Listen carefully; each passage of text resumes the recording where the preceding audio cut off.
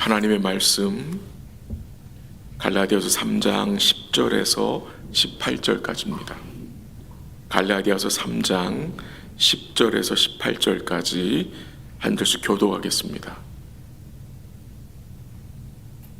3장 10절 하나님 말씀입니다. 무릇 율법 행위에 속한 자들은 저주 아래에 있나니 기록된 바 누구든지 율법책이 기록된 대로 모든 일을 항상 행하지 아니하는 자는 저주 아래에 있는 자라 하였습니다. 또 하나님 앞에서 아무도 율법으로 말미암아 의롭게 되지 못할 것이 분명하니 이는 의인은 믿음으로 살리라 하였습니다. 율법은 믿음에서 난 것이 아니니 율법을 행하는 자는 그 가운데서 살리라 하였느니라. 그리스도께서 우리를 위하여 저주를 받은 바 되사 율법의 저주에서 우리를 속량하셨으니 기록된 바 나무에 달린 자마다 저주 아래에 있는 자라 하였습니다. 이는 그리스도 예수 안에서 아브라함의 복이 이방인에게 미치게 하고 또 우리로 하여금 믿음으로 말미암아 성령의 약속을 받게 하려 함이라. 형제들아, 내가 사람의 예대로 말하노니 사람의 언약이라도 정한 후에는 아무도 패하거나 더거나 하지 못하느니라.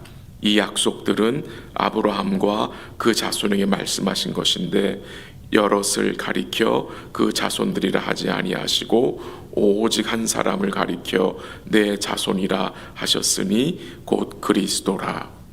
내가 이것을 말하노니 하나님께서 미리 정하신 언약을 430년 후에 생긴 율법이 폐기하지 못하고 그 약속을 헛되게 하지 못하리라. 같이 할게요. 만일 그 유업이 율법에서 난 것이면 약속에서 난 것이 아니니라. 그러나 하나님이 약속으로 말미암아 아브라함에게 주신 것이라. 아멘. 하나님의 약속으로 구원과 유업, 천국을 얻게 하신 복음이란 제목으로 아침 말씀을 잠시 생각해 보겠습니다. 율법이 하지 못하는 것들을 오늘 본문 앞부분에서 언급하고 그 율법이 하지 못하는 것을 주님이 이루셨음을 본문 13절에서 언급합니다. 주님이 죄인들, 우리를 위해서 그리고 우리를 대표해서 십자가에서 모든 저주를 받으셨습니다. 주님이 우리를 대신하여 대속 제물이 되심으로 그 결과로 주님이 우리를 율법의 저주에서 속량해 주셨다는 내용입니다. 주님은 죄인들인 우리가 받아야 할 저주의 몫을 대신 받으심으로 주님의 복을 우리로 믿음으로 받게 하신 것입니다. 우리의 죄와 저주가 주님께 전가되었고 주님의 의와 복이 믿음으로 여러분과 저에게 전가된 것입니다. 어제도 잠시 언급했었지만 복음은 큰 기쁨의 좋은 소식이라고 했습니다. 굿뉴스인데 이 굿뉴스는 먼저 배드뉴스로 시작됩니다. 여러분과 제가 먼저 인정해야 할 것은 이 배드뉴스입니다. 무슨 말입니까? 우리가 모두 죄인, 우리가 모두 하나님의 뭘 받은 자들이었습니까? 사형선고. 여러분과 저는 사형선고를 받았던 자들입니다. 근데 그 사형선고가 누구한테 넘어갔습니까? 예수님에게. 그게 복음이거든요. 지난주에 말씀드렸던 것처럼 여러분과 저는 죄의 늪에 빠져 있던 자들이고 지옥길로 달려가던 자들, 멈출 수 없었어요, 우리 스스로. 근데 그 멈출 수 없는 우리를 하나님이 주님이 뭐 하신 거예요? 붙잡아 주신 거잖아요. 건져 주신 거잖아요. 그래서 여러분과 저는 이 영적으로 죽었던 자들이고 죄와 허물로 하나님께 대하여 생명에 대하여 죽은 자들이었는데 그런 자들에게 뭐가 임한 것입니까? 이 하나님의 은혜가 약속하신 대로 임한 것입니다. 근데 이 저주는요, 범죄한 죄인들에게만 임한 것이 아니라 이 저주가 또 어디에 임했었습니까? 이 온 땅에. 아담과 하와가 범죄함으로 아담 자신과 하와 그들의 후손들에게만 이 저주가 임한 것이 아니었습니다. 이 저주는요, 온 땅에 임했었습니다. 우린 별 신경 안 쓰죠. 거기에 대해서는 그렇게 크게 와닿지가 않아요. 이 땅에 저주가 임했다는 것에는. 근데 그것이 성경이 처음서부터 증거하는 내용입니다. 창세기 3장 17절에 보면은 땅은 너로 말미암아 저주를 받았다고 했습니다. 땅이 이 아담과 하와의 범죄로 인하여 저주를 받았다고 했습니다. 그러니까 아담과 하와 그리고 그들의 후손들 그리고 이 온 땅이 하나님의 저주로 가득 찬 것이었습니다. 근데 놀라운 사실이 무엇입니까? 그 저주받은 땅에서 그 저주받은 사람들 가운데 복을 받은 자들이 생기기 시작한 것입니다. 어떻게 저주받은 땅에서 어떻게 저주받은 사람들 가운데 복을 받은 자들이 생길 수 있었던 것입니까? 그것이 바로 하나님의 약속, 하나님의 구원의 언약 때문입니다. 그리고 그 복을 받은 사람의 예를 드는데 누구 예를 들어 설명합니까? 사도 바울은 아브라함. 그 저주받은 땅에서 그 저주 아래 살던 아브라함을 하나님 어떻게 하신 거예요? 주권적으로 부르셔서 뭐 하신 거예요? 그에게 구원의 은혜를 베푸시고 그의 후손들에게 구원의 약속을 허락하실 것을 약속하시고 그걸 이루신 거잖아요. 그것을 지금 이 갈라디아서 3장에서 계속 사도 바울이 뭐하고 있습니까? 언급하고 있는 거잖아요. 그러니까 아브라함이 받은 복은 하나님이 아브라함과 그의 자손들에게 약속하신 것이라고 증거합니다.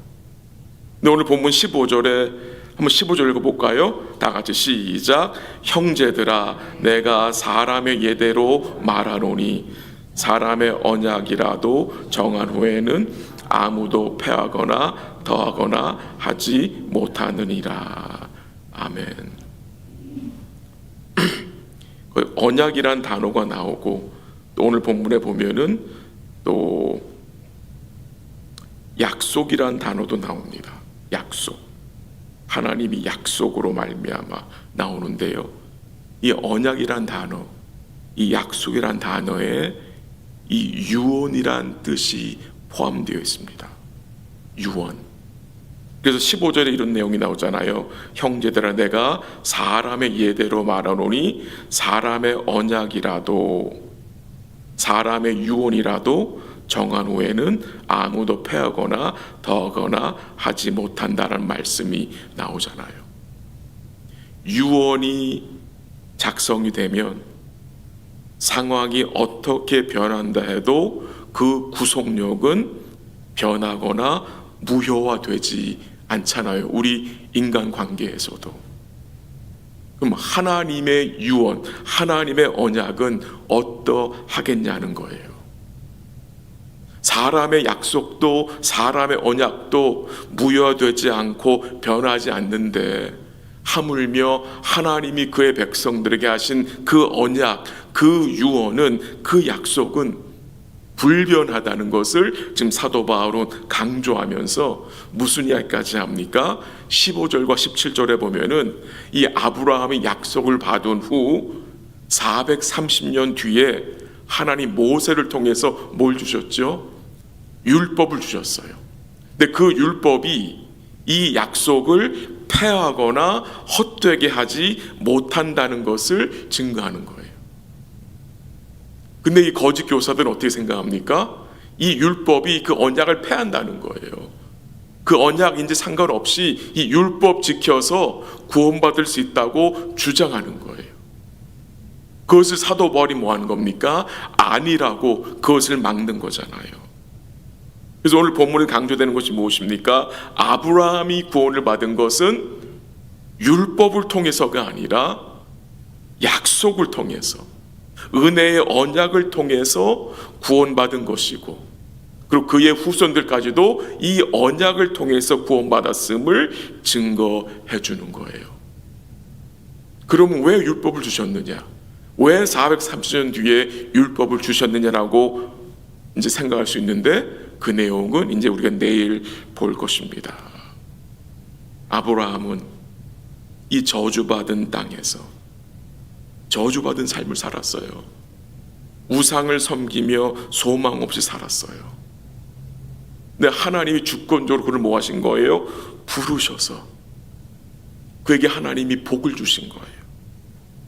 복. 근데 그 복이 어떤 복이냐? 구원의 복이었어요. 영생하는 복이었어요.